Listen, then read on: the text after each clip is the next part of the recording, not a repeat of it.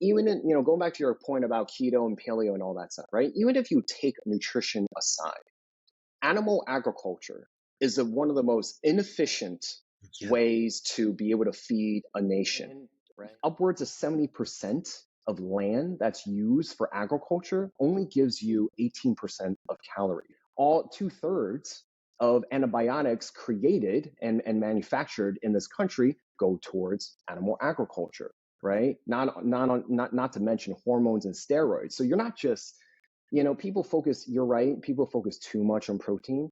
I think about it, what is wrapping a meat protein? What is wrapping a plant protein, right? You could eat your protein and get protein, right? But what also comes with it?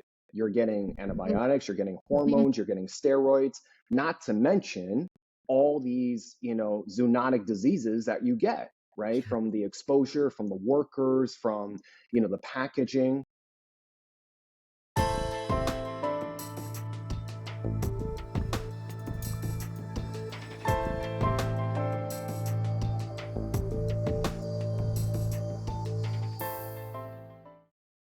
We are pleased to have as our guest today Dr. Colin Zhu.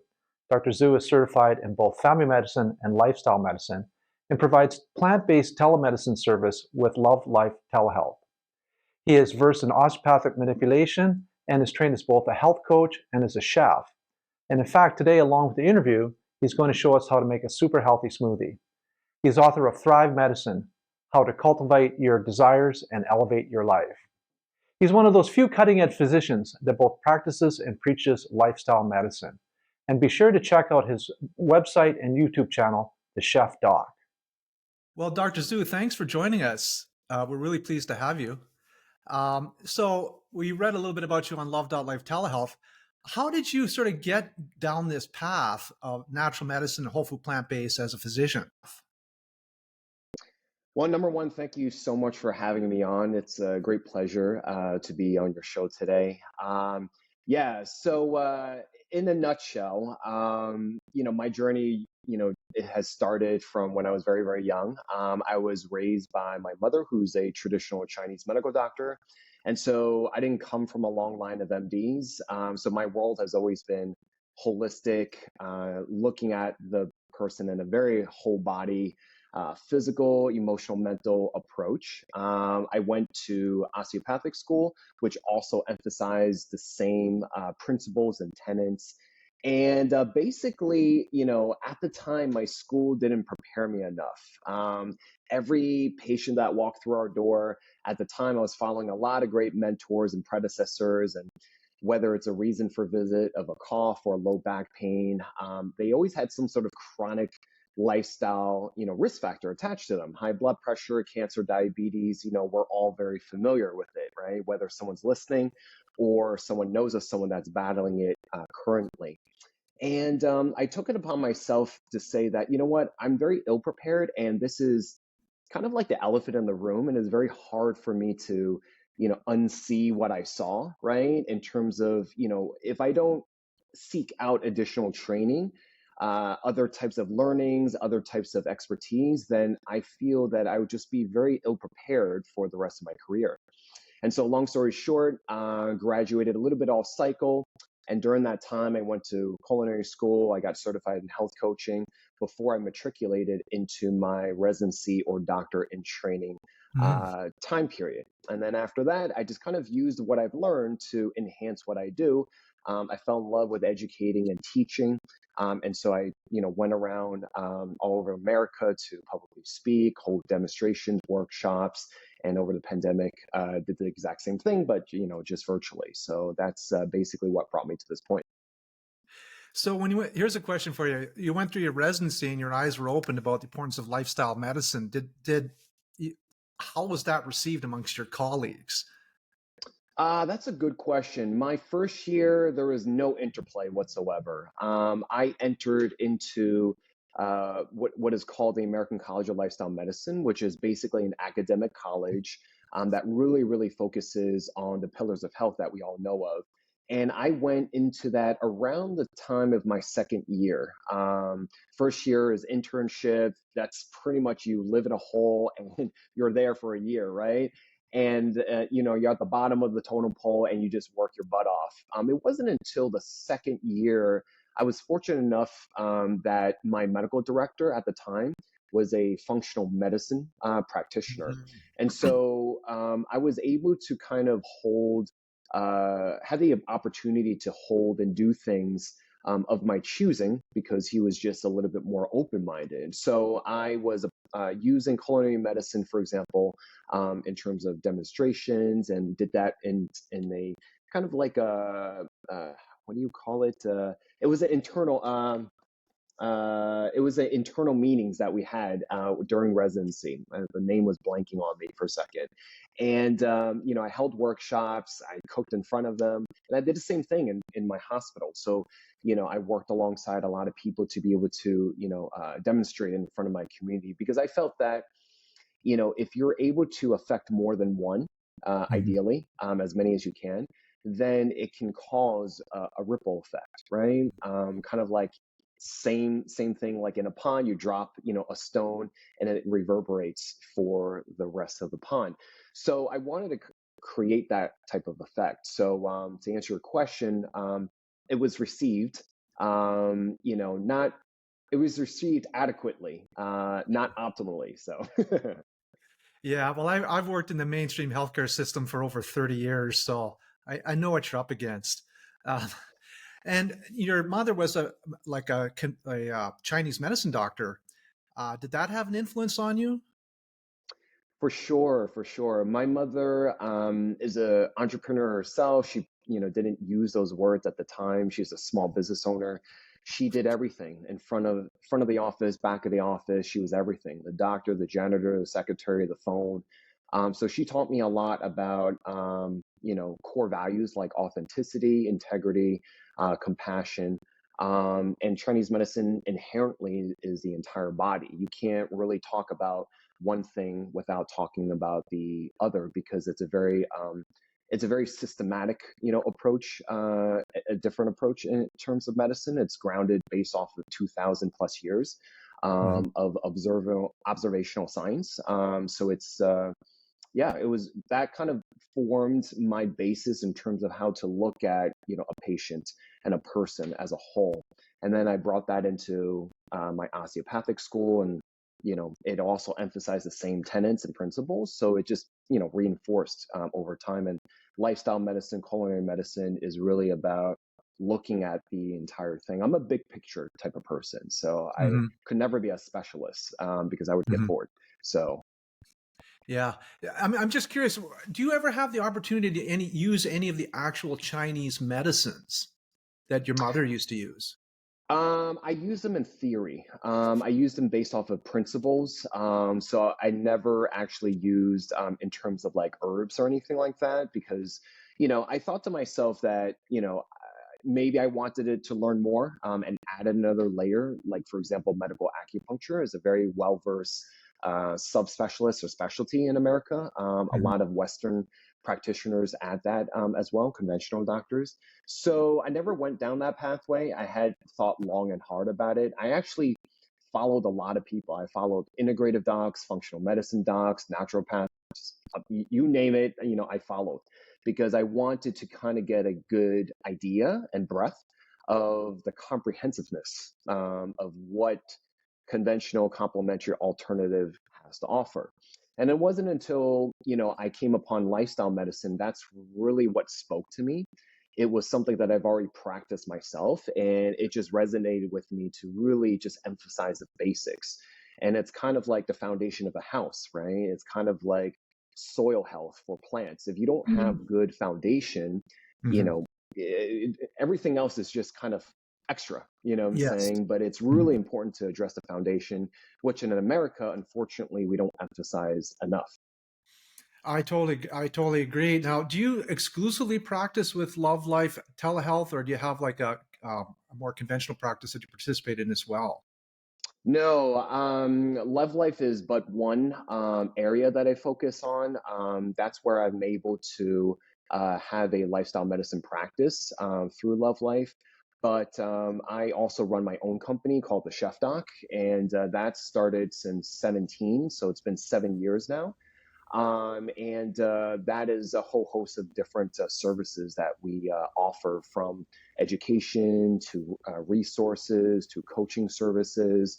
And so it's something that if I was a patient, I could go to and receive good information and have an idea of what's the next steps for myself. Hmm. And the reason why I, created this was because I've always worked as an outpatient clinician, and doing a lot of one-on-one counseling. And so under the auspices of what I call corporate healthcare, it didn't allow me to effectively teach and educate someone, in a very efficient manner and effectively, because patients are given 2 hours to wait in a waiting room to have a 15-minute appointment, to have half of that actually be spoken to.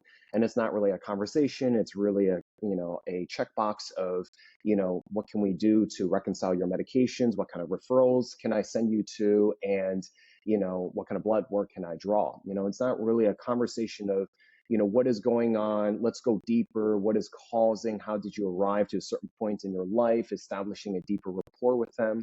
And not to say that it's not possible, it's just very, very challenging. And so I created the Chef Doc to kind of combat this inefficiency. Yeah. So if they interface with you through the Chef Doc, their mind, I presume, is sort of open to the idea of lifestyle medicine to some degrees when they walk in the door. When you work in sort of a mainstream healthcare system, they're very much in that allopathic model that they're going to get a pill for every little ache and pain without addressing the root causes. And I'm working now in a small hospital in Iowa, fairly recently started here. I was quite surprised there's actually 3 doctors I've encountered in this small hospital that are open to the plant-based thing, but it must be incredibly challenging with just a few minutes to sort of open the door and say, maybe there's a root cause to these problems. And I mean, this is one thing that we sort of harp on a lot at Crisco and Company, is sort of getting on root causes, and that to a large degree, the mainstream healthcare system is just putting band-aids on things without getting to the real core or doing what's meaningful as far as their health. I mean, sometimes a lot of tests and whatnot, they're kind of, I mean, this sounds really cynical, but they're sort of for show. I mean, if you do look at the data on some of these things, their effect on longevity and health is minimal compared to what you could get out of half an hour at just teaching them how to eat a whole food plant-based diet. What are your Yeah, thoughts? no, I mean, many thoughts to that. Yeah, so basically, surveys, it's much better now, but surveys over time surveyed a lot of schools, and only about a quarter of them was required to have a nutritional course. Mhm. And there's a lot of also additional studies that surveyed practitioners that don't practice healthy habits themselves, don't really dispense it. And so what ends up happening is that you don't have the confidence to dispense it, right? You don't have the knowledge base because we're not really adequately taught, right? Because a lot of what we learn is essentially in 2 buckets: how disease manifests, right, pathophysiology, and how does drugs work, pharmacology, right? That's the bulk of everything. And it also, this is a whole nother probably controversial issue, but you also have to follow the money. How are medical schools funded, right? And so with that, it's not wasn't too long ago where doctors' lounges, we smoked. We were in, advertisements, right? We were the sponsors of, we were the sponsors of like Camel, Marble Lights, things like that. So it was, yeah, it was very, I didn't live through those times, so it was very, interesting and eye-opening for me. Taking smoking, for example, it was up to maybe 7,000, scientific pieces of literature that smoking was associated, that was bad for health, before your first Surgeon General actually announced it, right? So it takes time, and sometimes physicians, non-informed, non-plant forward, non-lifestyle medicine physicians are actually one of our biggest barriers, right? Because it's a lot harder to kind of, change and, convince. But I'm happy to say that, we are turning a needle in that regard. So, Yeah, I've had similar thoughts. I mean, there, like you said, there was a time when physicians were actually encouraging cigarette smoking. And I think that that's kind of where we're at with nutrition. I mean, serving horrible food in the cafeterias. One of the hospitals that I had worked at in Minneapolis actually had a McDonald's on the campus, you know, Mm, uh, 50 paces away from the heart hospital. Uh, and so I can think of a lot of situations like that where they're actually implicit normalizing this bad behavior, which drives the healthcare system. It's really kind of a form of madness. Yeah, yeah. As a matter of fact, just this morning, Dr. Zhu, I had a nurse come out to the home. I'm applying for a different life insurance policy. So I had to get, the blood draw, the weight, the blood pressure, the whole thing.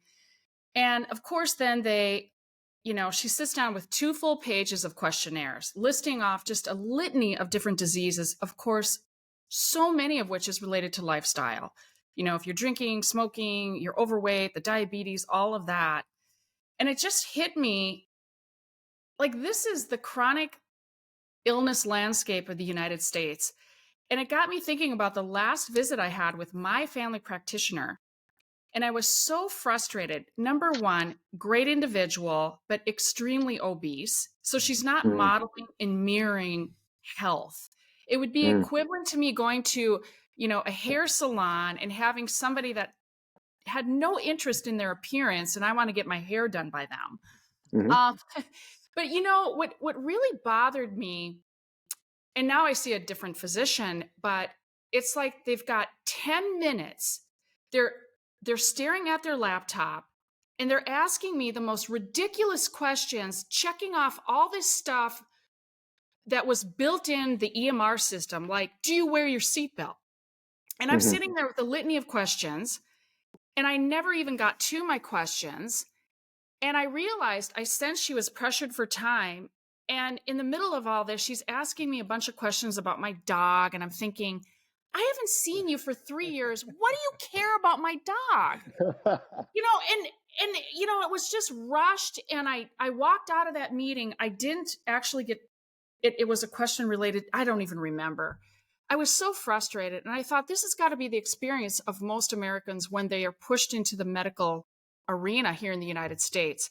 Contrast that to a first visit with you. And I want to set the stage. I'm a type 2 diabetic patient. How are you going to treat me different with your background working with Love.Life telehealth? How is that experience going to be different from the typical FPGP visit here in the mhm. US? So, in terms of Love Life, we have 30-minute appointments and 1 hour appointments. We let people know ahead of time that we are consultants and not people's primary care. So, we basically orient people to say that we are operating as part of your healthcare, team, right? So that's number one. Number two is we only focus on lifestyle, right? So I only talk about your personal history, medical history, family history, diet history, lifestyle history. And it's literally 30 minutes, not 5 minutes or less, right? It's literally an hour, not 5 minutes or less. So I have the entire time to be able to utilize to be able to ask all these types of questions. And a lot of times it goes over because there's so much to talk about. So it Mhm. is almost near impossible to actually do this in the actual traditional model without needing to have repeat visits or have a what we call a lifestyle multidisciplinary team, right, to be able to reiterate. Because essentially if you just go to your primary care physician, you only go like what, once a year. And a lot of people are conditioned to say that I don't really go if there's nothing wrong with me, right? So Mhm. therein lies the problem, you know. Like Lee, you were talking about lab work, right? From my standpoint, right? Once you see lab work and it's abnormal, to me, that's too late, Mhm. right? Because I think of things as, chronic disease is based off of, in my opinion, 4 things: chronic inflammation, oxidative stress, lack of fiber, and dysbiosis, Mhm. right? It's very hard to find something else that isn't related to any of these 4, right? Genetics account for about 20%, right? So effectively, right, if you're able to see and be aware of this and address it, right, you could effectively, prevent, treat, and reverse some chronic lifestyle related conditions. But you have to be aware, you have to be informed, you have to be educated, and that takes time, right? And I tell patients that, how you got to the state of health, whether it's a poor quality of health, took time, right? Mm. It took time Mhm. because, you're making decisions, every single day. In fact, 3+ more times a day, you're putting things in your mouth, right? We have 60 to 70,000 thoughts a day, right? And so we battle chronic stress. We live sedentary lifestyle, right? We don't really sleep a lot, right? Because we're conditioned to go big, or go home, no pain, no gain, right? So we, sacrifice our sleep, not knowing that that's an accumulative effect, right? Living healthy is an accumulative practice. Not living healthy is a accumulative practice. And so we're also conditioned, like you said, there's a pill for every ill, right? You can cut things open and take it out, right? So there's no practice, there's no routine, there's no habit forming, there's no lifestyle behavior modification. This takes time. This takes an accumulative effect, right? I like to use analogies. It's kind of like investing in your retirement, diversifying your portfolio. Clear, comparable examples, right? You have to invest in yourself to be able to reap long-term benefits, right? You have to diversify your portfolio and not put all your money in one stock, right? You have to diversify over the pillars of healthy lifestyle. If you don't get poor sleep, but you eat well and move well, right? That compensates temporarily, right? So it's really a comprehension of all this stuff, but this takes time and awareness. And, I wish the healthcare system was better oriented to be able to set this up, because it takes, so much, less out of us. We hold the burden of being able to dispense this. Mhm. Yeah, I think part of the problem is that, the average clinician doesn't fully grasp how important lifestyle is. Like we had Dr. Furman on the show, and he says he can cure 90% of his type 2 diabetics within 6 months. Dr. McDougall claims he can cure 100%. Um, the average physician, if you told him that, would probably be incredulous to Yeah. make the claim that you could have that sort of result with nutritional therapy. Um, and I think that that's part of the problem. I just think doctors just don't get it. I mean, I frequently I'm a diagnostic radiologist. I frequently go into people's charts to get more clinical information. And I'm just aghast. These people, frequently younger than me, they're using walkers. They're on like 12 or 20 Oh yeah. medications, for blood pressure and depression and diabetes. And I'm just saying it just doesn't need to be this way. It's just tragic that the clinicians aren't sort of metaphorically taking people by the scruff of their neck and saying that this just doesn't have to be this way. Yeah. Um, Yeah. I'm also a podcaster myself, and it was the first episode of season 4. I interviewed a young lady. I think she was in her 30s at the time, and she was diagnosed with colorectal cancer mhm, twice before mhm, 50. yeah, And so yeah. that, and that's why we're lowering, right, our screening process, right, for Mhm, different reasons. I would say even lower it even more, because, chronic disease is hitting harder and harder. It wasn't too long ago that childhood obesity, and diabetes was not really a thing, mhm, right? Like two, Right. 3, decades ago, right? Now mhm, it's just, I tell people this. If anything, when you come to the Chef Doc, is we create 3 things that I think are the pillars for success versus what we face as Americans: the environment, the support system, and the community. If you look at the blue zones, highest concentrations of people living over 100 in the world, okay? We have one living in America, one in California. When you compare, it's nothing. It's not rocket science. It's not like they have a magic pill. It's not like they have something special, a fountain mhm, of youth compared to Americans, right? mhm, And a lot of times they actually spend a lot lower in terms of healthcare expenditures. We yeah, spend one of the top, mhm, of wealthy nations, westernized nations, and yet our health outcomes are towards the bottom, mhm, right? So it's not necessarily innovations that we need. We just need basics, right? Right. So it's really about getting back to the basics, getting back to the roots, emphasizing foundation. It's not that difficult, to be honest. Yeah, I mean, as a radiologist, like within the radiology community, people get all excited about some faster, newer CAT scanner or some fancy MRI pulse sequence or whatever. And those things are all They're well and definitely good. guys. They're definitely guys. What's that? They're definitely men. Yeah, yeah. But then uh but then it seems to be just kind of lost on people. Like right now I'm reading Dr. Greger's latest book, How Not to Age. Mhm. And it's just staggering, the power of just eating a serving of green vegetables every day. And unfortunately, the number of people that actually do that is, just a few percentage of the population. Yep.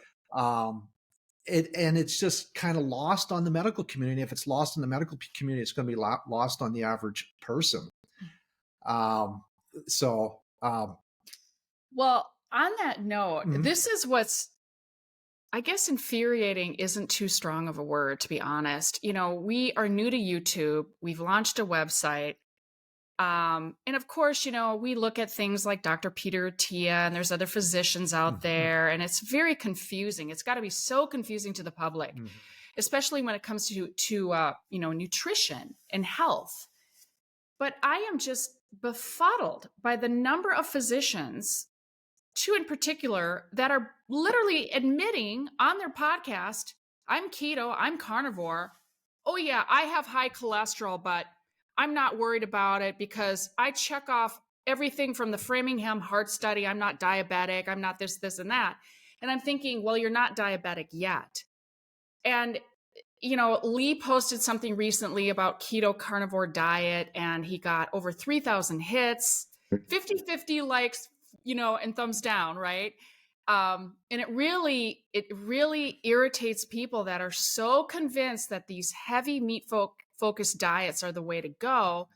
Of course, we're trying to maybe poke somebody in the eye just to get the attention. Like, if you look at all the large studies in aggregate, everything continues to point towards more plants. I mean, the statistic you read to me the other day, the percentage of Americans eating fiber, and yet we're so focused on protein. Mhm. So I think it's so amazing how you're a chef, you live and breathe this whole food plant-based lifestyle. When I became vegan, I struggled. I grew up on a dairy farm. I lived on meat and dairy and cheese.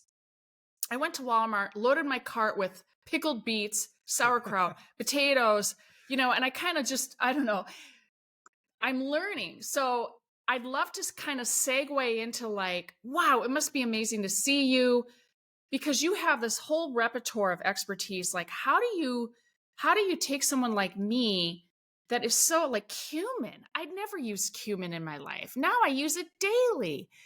How do you sort of walk that person through adopting a better nutritional program? I would probably say it's the same way how you adopt any healthy habit, right? We're still, let's see, at time of this recording, we're still in January, right? New Year's resolutions, to me, it's just overplayed. So to me, I think about it as, what is your intention for this year? What is your intention for 2024? Instead of what are the boxes and goal settings that you want to achieve, I reframe it and ask, who do you want to become this year? How do you want to feel this year? Right. And then my work is also not just on individual health, but how that connects and ripples and reverberates outwardly. Right. We all live on the same planet. Right. And unfortunately, this planet, without more attention and more due diligence from all of us, because we all live on the same planet, is not going to be sustainable for our future generations. I don't know if you guys have kids, but I don't even have kids, and I'm fearful for other people's children. And so it's very important. COVID taught us this, right? Whether what you say, don't say, don't do affects someone else, right? That Mhm. was probably the best example that it can teach us. And it's the same thing here. Even in, going back to your point about keto and paleo and all that stuff, right? Even if you take nutrition aside, animal agriculture is one of the most inefficient Yeah. ways to be able to feed a nation, Yes. right? And upwards of 70% of land that's used for agriculture only gives you 18% of calories, Mhm. right? All the taxpayer monies goes into the subsidies for corn and soybean. That all goes to feeding animal agriculture, right? All 2/3 of antibiotics created and manufactured in this country go towards animal agriculture, right? Not to mention hormones and steroids. So you're not just, people focus, you're right, people focus too much on protein. I think about it, what is wrapping a meat protein? What is wrapping a plant protein, right? You could eat your protein and get protein, right? But what also comes with it? You're getting antibiotics, you're getting hormones, you're getting steroids, not to mention all these, zoonotic diseases that you get, right? From the exposure, from the workers, from, the packaging, right? Even just going to your grocery store, right? There is actually a percentage of pathogens that are actually allowed through, Mhm. Right. right? Produce, not so much, right? But guess what? If you look at how animal feeding operations are done in this country, they're right next to a lot of vegetables and produce farms, right? Yeah. All the runoff gets contaminated, right? I mean, that's why you get salmonella and E. coli on your lettuce and all that, because of the runoff, right? So everything affects something else, right? Even if you take a nutrition aside, sustainably, it's not sustainable. It takes Right. over 2,000 gallons of water to be able to produce 1 pound of steak, right? Crazy. By 2050, by 2048, global fisheries will collapse because we take out more fish and seafood from our oceans than what the ocean can actually replenish, right? So we're literally destroying ecosystems, right? And so everything is connected. So, even if you don't talk about, nutrition, right? Animal agriculture, the food industry, the amount of carbon emissions combined is greater than all the entire transportation sector combined, Mm-hmm. right? Mm-hmm. I mean, these are not hyperbole, these are facts, right? Right. So, even if you take that aside, right? I mean, I would say just go on and eat your keto and paleo and see who's going to outlive who, you know what I'm saying? Mhm. So you look at the, longest living people on earth, they're not all vegans, but they only, eat meat and animal-based products maybe once or twice a month. They use it for celebratory, Yeah. instances. We eat it all day long, right? Right. 3+ Right. times all day long, Mhm. right? And so we're not telling you to go vegan. Do a meatless Monday, right? Do it, in chunks. If we did that together, if everyone did a meatless Monday, that has such a profound exponential effect, right? The Eat Lancet Commission report doesn't advocate vegan, they advocate more of a flexitarian, Yeah. where you're eating just no more than 4 to 5 servings a week. We eat Mhm. 4 to 5 servings a day. A You know what I'm day. A saying? day. So Yeah. so it's not about the protein. Ask the question, what is wrapping your protein? They can't answer it, Mhm. right? They're not going to tell you, hey, oh, it also comes with a side of TMAO or Right. choline, right? Which are independent, cardiotoxicants, right? Are they going to tell you Yeah. that? No. Are they going to Right. tell you that it's going to come with pro-inflammatory markers, right? Yeah. That's inducing, oxidative, stress. What's the difference between heme and non-heme iron? They're not going to tell you that because they're not going to know, because they have no time to look at the literature, Mhm. right? People that are listening, go to nutritionfacts.org. It's made apparent, in the transcripts. Read it up yourself if you don't believe it, because they don't have time, because we're inundated with too much administrative task, EMR task, right? Checking off boxes, right? At the end of the day, serves who? Not the physician, not the patient, everyone in the middle, right? Mhm. That's why I left corporate healthcare. You know what I'm saying? Because there was too many cooks in the kitchen. I couldn't talk to my patients anymore because my time was too much in the middle. So I Mhm. needed to bridge the gap so I can just talk to my patient. I don't care about the people in the middle. Mhm. So the Yeah. less people in the middle, Yeah. the more, wellness I can do, not just healthcare. Yeah, yeah, for sure. Actually, one thing that's really promising is kind of a positive sign is a friend of mine just yesterday, he forwarded me this presentation put together by Walter Willett and one of his colleagues Mhm. about, why we need to be more plant-based, affect the environment, our health, et cetera, et cetera. And they went through exactly the recommendations that you just talked about, the Eat Lancet recommendations. I mean, they'd be a massive improvement over what the average person eats right now. I Yeah. think you can do better. I personally think the evidence points in the direction that the less animal products, the better. But it would be a huge step in the right direction. But my point being that, my friend got it through the AMA. The fact that the AMA is sort of recognizing the plant-based thing, I think, is a huge positive step. Yeah. Yeah. Yeah. The Academy of Family Physicians printed a supplemental packet for lifestyle medicine. Right. It's growing. It's growing. We worked with, and when we say we, I say me and my colleagues, the American College of Lifestyle Medicine. I'm on their board. We worked with the White House, Hunger Nutrition Conference recently. Wow. We've partnered with the New York City hospitals, health and hospitals, as well as Mayor Adams, right? Right. We And were yes. able, to partner and dispense lifestyle medicine to every 200K, providers in their hospitals. Free education, 5.5 credits, right? Mhm. We partnered with Humana, right? So we're moving, the needle here. You know what I'm saying? So I mean, it's really up to you. You want to hop on or not? We're a bus or plane that's about to take off, whether you're ready or not. Like I don't care. So my focus is the public because it's the public's health in jeopardy. They needed this decades ago, Yeah. right? They needed this decades ago. So until we are done arguing with each other in behind the scenes, Capitol Hill and stuff like that. I mean, it doesn't matter what color you are, what left, right, in the middle. You're living on the same planet. The body remains the same. Your health doesn't care about your politics. The health doesn't care.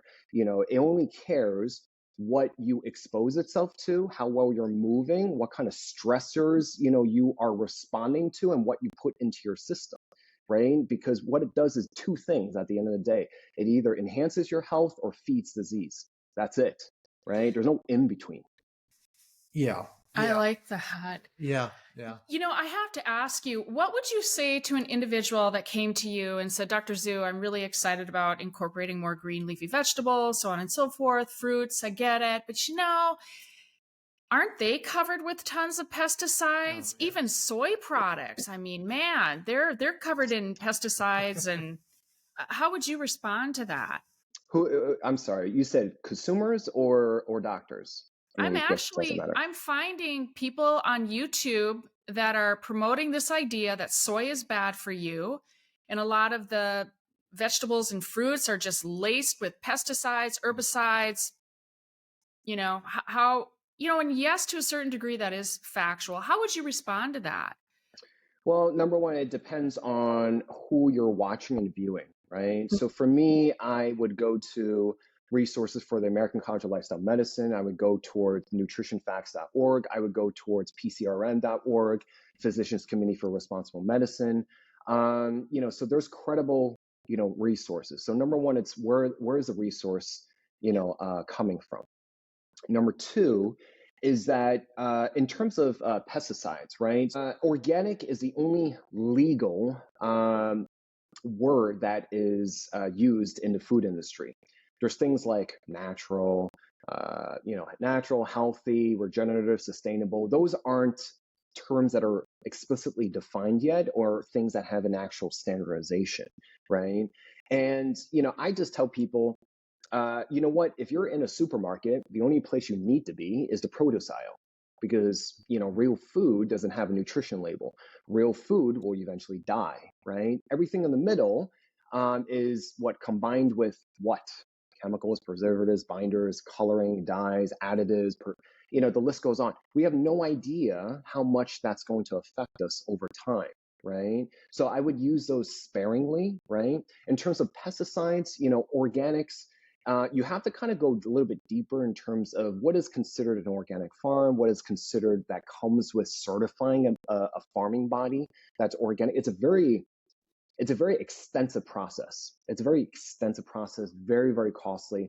A farm could be actually considered organic, but just not certified, by Mm, the body because it's so mhm. costly to do Yeah. that, right? Farms are not, Mm, what I'm saying? It's they're not farms are not a cash cow, right? It's no pun intended, but it's they're just there to be able to survive at the end of the day and grow our food, right? Mhm. So you have to kind of understand. That's why it's important to not just look at nutrition. It's important to understand nutrition, food, agriculture, right? Our environment, everything mhm.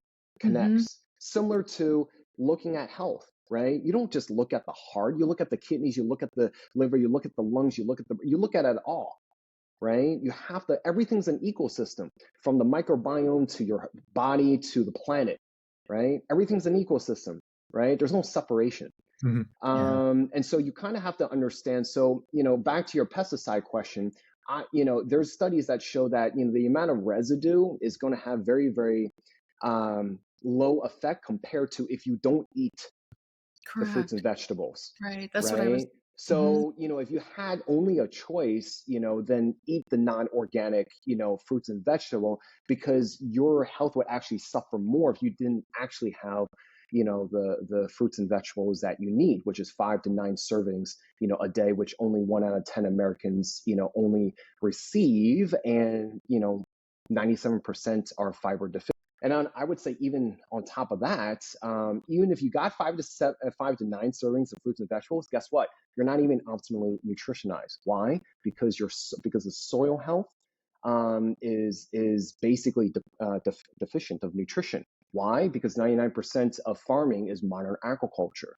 They use chemical, farming, okay, which is all the pesticides and Roundup and, all that stuff. And all the soil is deficient. I have a lot of farmer friends that I interview and talk to about this.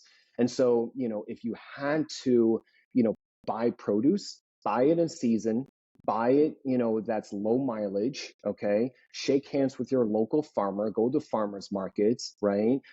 Do more of community sustainable agriculture, right? Understand, what does organic mean? I would say, choose organic, right? Mhm. Especially, choose organic. If it doesn't have appeal, if it has appeal, then you could, not do.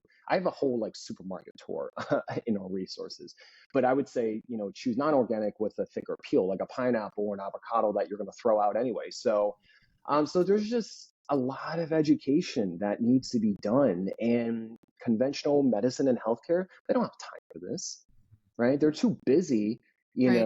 with getting feedback from Press Ganey. They're too busy with checking off boxes. They're too busy with, going on Epic and making sure all these Yeah. bajillion boxes are checked off, right? That's not, Yeah. is that medicine at the end of the Yeah. day? I don't know. I would Yeah. argue, is that even medicine at the end of the day? I would add one further thing regarding the pesticide issue is that if you're eating a meat heavy diet, you're actually getting more pesticides because animals have to eat plants, and so you get the bioconcentration effect. And people that eat meat heavy diets actually have more organic pollutants in their bodies than people eating a more plant based diet. But we both have a little bit of a shortage on time. Just tell us quick about your book, Thrive Medicine. I saw it on Amazon and I got it on my Kindle. I haven't read it yet, but it got rave reviews. What's the premise of that book? So thank you for mentioning that. I really appreciate it. So Thrive Medicine is part memoir, part really delving deep into positive psychology. So it was my journey as a traveling physician. I also traveled the world. This was way before COVID, and it really talks about. I describe a term called the default life. And from my observation as just a person living on Earth, we tend to do these things where you're born, you're taught by society, your family, community, you go to school, you go to, get a job, you build a family, and then you just kind of perish, and it kind of follows in the sequence. And so to me, there's nothing wrong with that. To me, I was more really fascinated about what makes people in certain groups and demographics thrive. how do they achieve and attain joy and contentment and have a better balance of life within them versus how we normally go through things and how society usually dictates us, right? I think it's wonderful to raise a family. I think it's wonderful to pursue a career.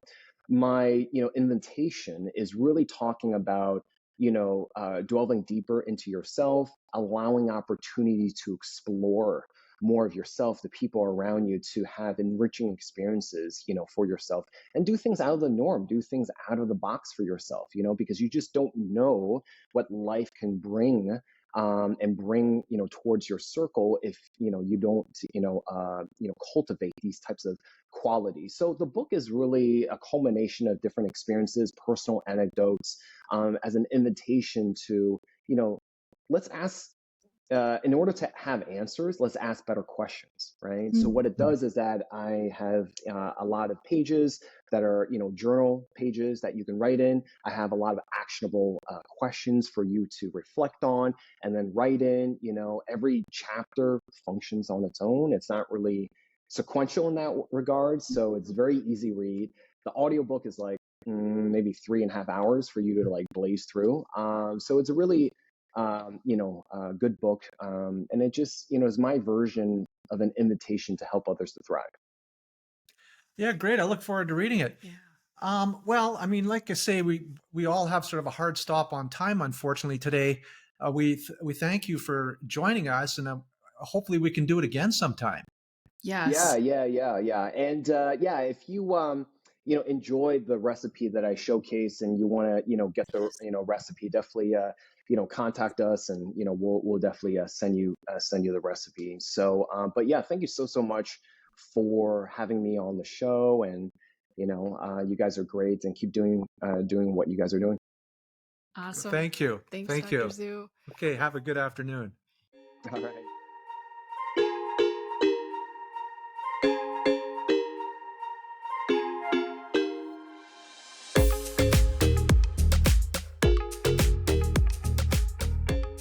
Hello, everyone. Thank you for hopping on to this recording and this demo.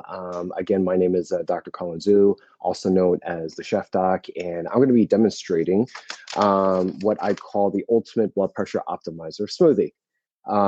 As we were talking through this talk, we talked a lot about the story, my upbringing, and the whole reason why I decided to go more into culinary medicine, lifestyle medicine, and just applying food as medicine techniques.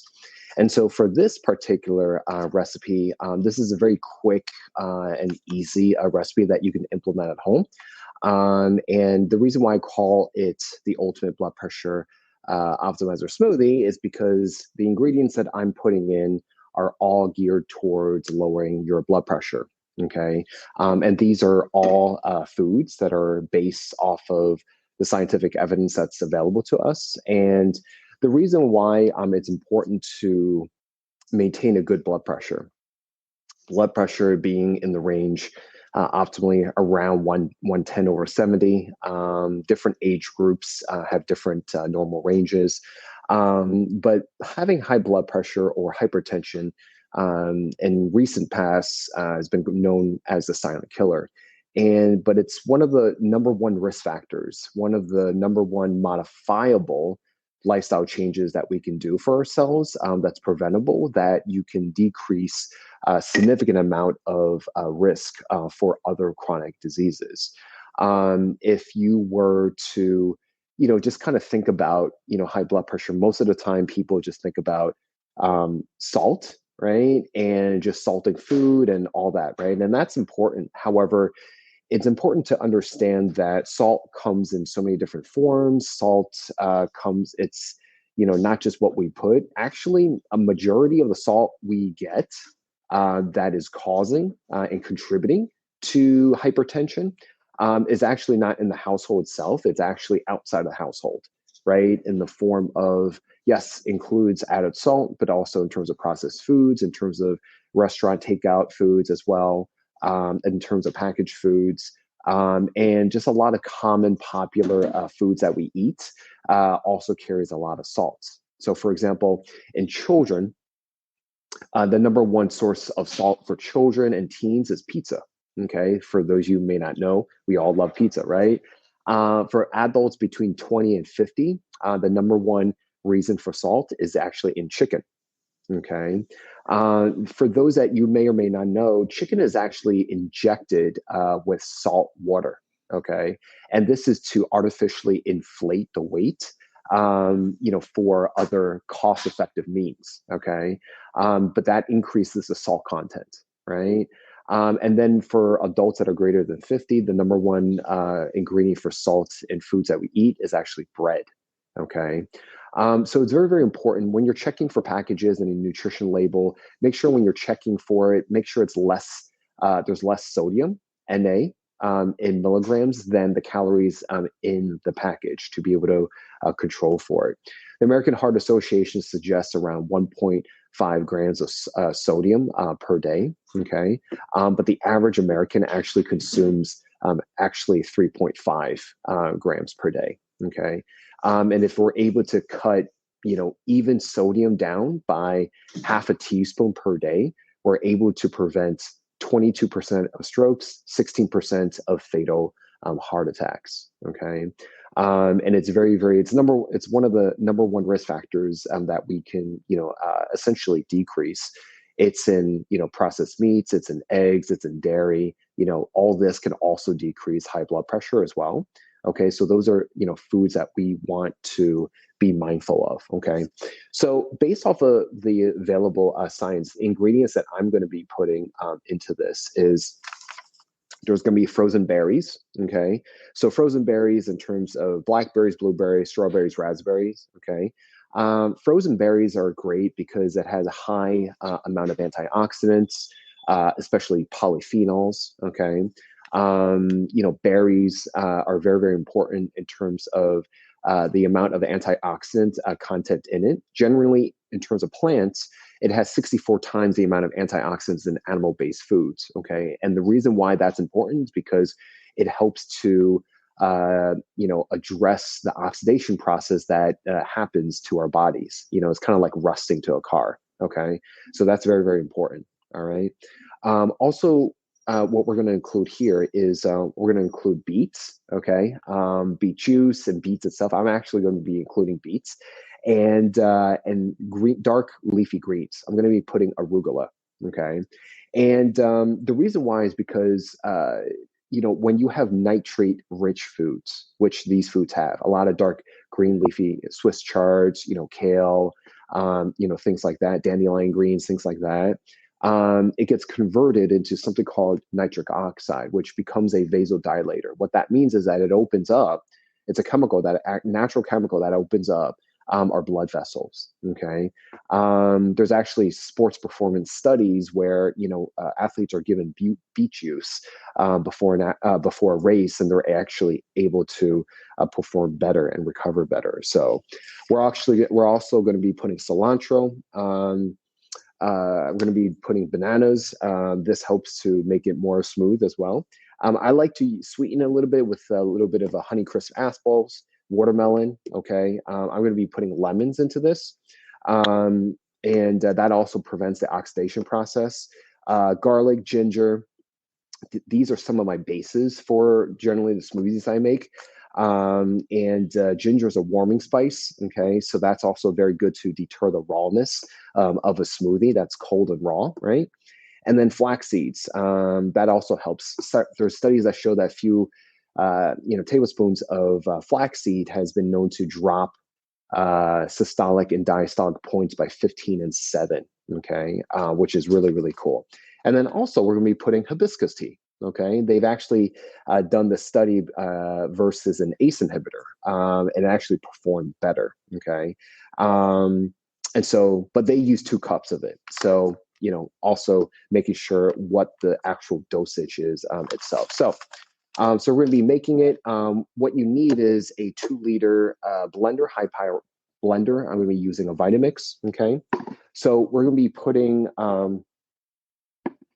some berries in. The reason why I like to use berries is because frozen berries, especially, it freezes, right? It's because you have that it's perishable, right?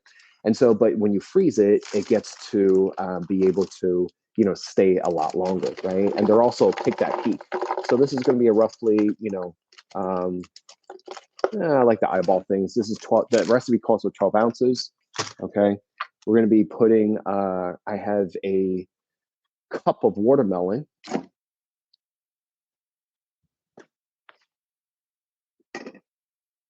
All right. And then let's see, we're going to put some cilantro. Let me throw some arugula.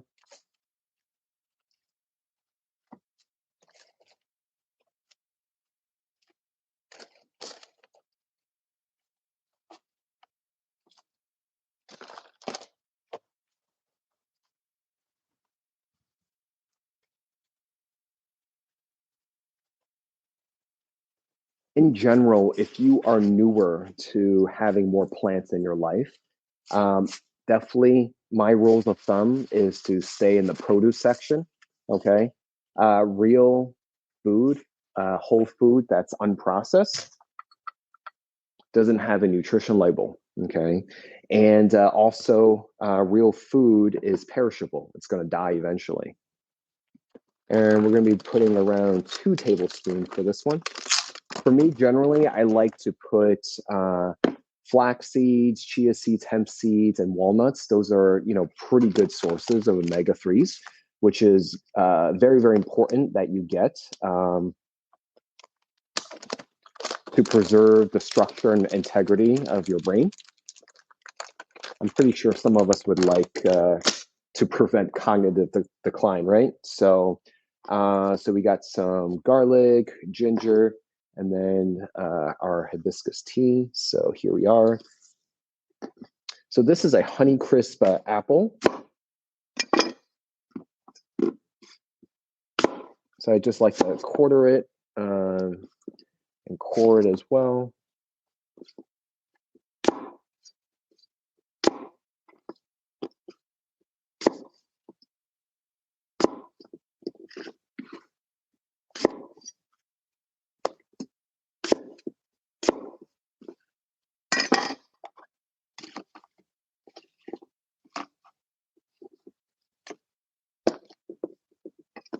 So this is some fresh cilantro.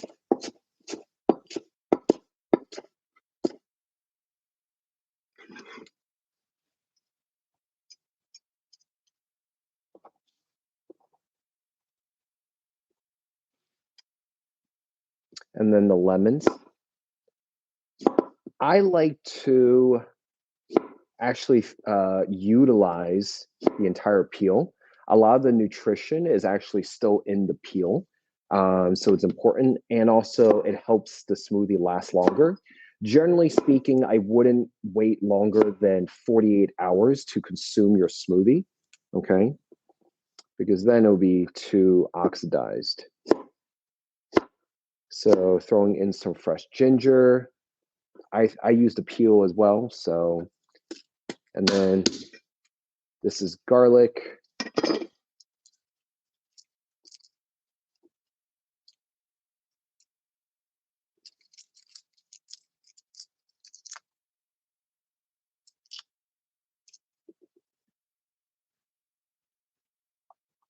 And then for hibiscus tea, you want to make sure you got boiling water. You pour it in and you steep it generally around for 3 to 6 minutes. Okay. So we're going to do that with this.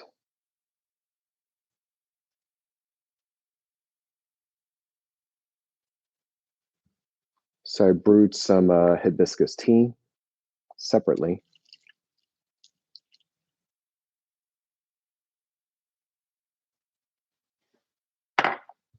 Also, another other foods that you can add as well is whole grains. Whole grains are very, very important as well.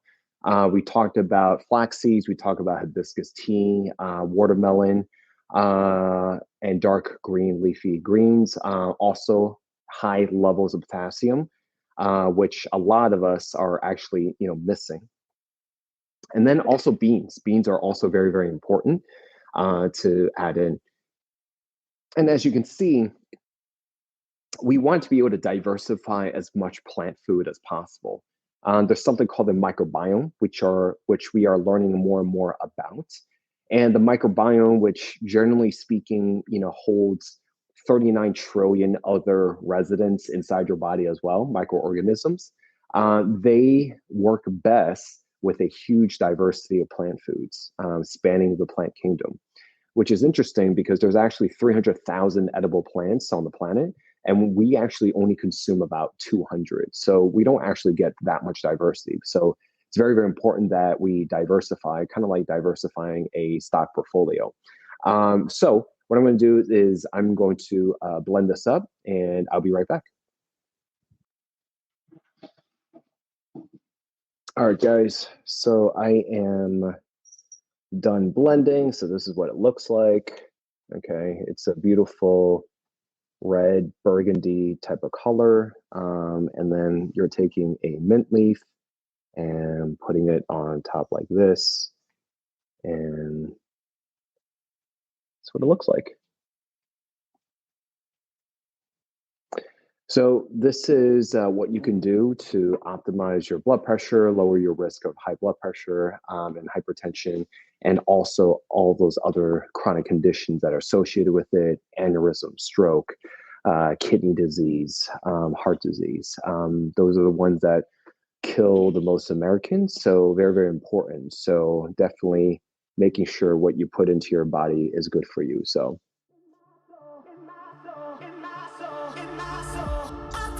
Excellent. So thank you for watching, guys, and I'll see you guys in our next one.